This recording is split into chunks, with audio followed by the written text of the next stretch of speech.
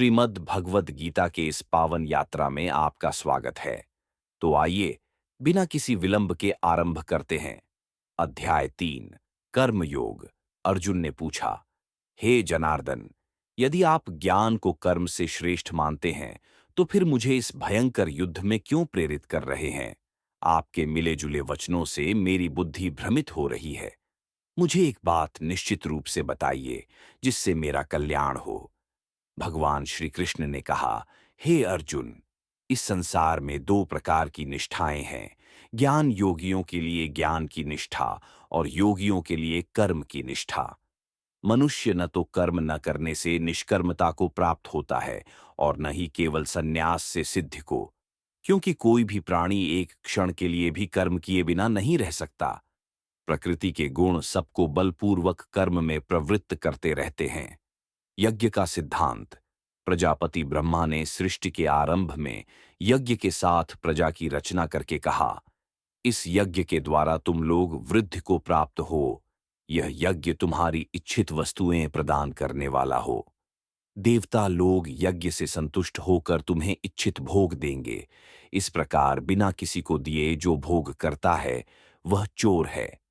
यज्ञ से बचे हुए अन्न को खाने वाले श्रेष्ठ पुरुष सब पापों से मुक्त हो जाते हैं।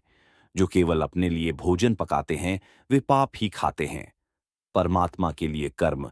हे अर्जुन, जो व्यक्ति मुझ में आसक्त होकर, मेरे परायण होकर, मुझे ही अर्पण करते हुए बिना आसक्ति के कर्म करता है वह पाप को प्राप्त नहीं होता। काम शत्रु का बोध। अर्जुन ने पूछा, हे वार्ष्णेय, तो फिर यह मनुष्य पाप क्यों करता है? जैसे बलपूर्वक कोई किसी को प्रेरित करे, इस प्रकार न चाहते हुए भी मनुष्य पाप में प्रवृत्त होता है। भगवान ने उत्तर दिया, यह काम ही है, यह क्रोध ही है जो रजोगुण से उत्पन्न होता है। यह महापापी और महाशत्रु है, इसे ही तू जान। जैसे धुएं से अग्नि ढकी रहती है, जैसे धूल से दर्पण ढका रहता है और जैसे झिल्ली से गर्भ ढका रहता है, उसी प्रकार यह काम द्वारा ज्ञान आच्छादित रहता है। इंद्रियां, मन और बुद्धि ये सब इसके निवास स्थान बताए जाते हैं।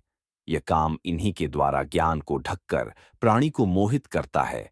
इसलिए हे अर्जुन, पहले इंद्रियों को वश में करके इस ज्ञान और विज्ञान के नाशक पापी काम को अवश्य मार डाल।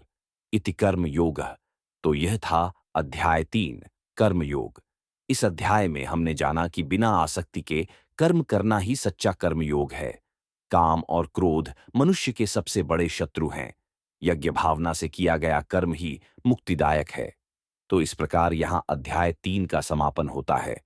अब आप अध्याय 4 के लिए अगला वीडियो देखें। जय श्री कृष्ण।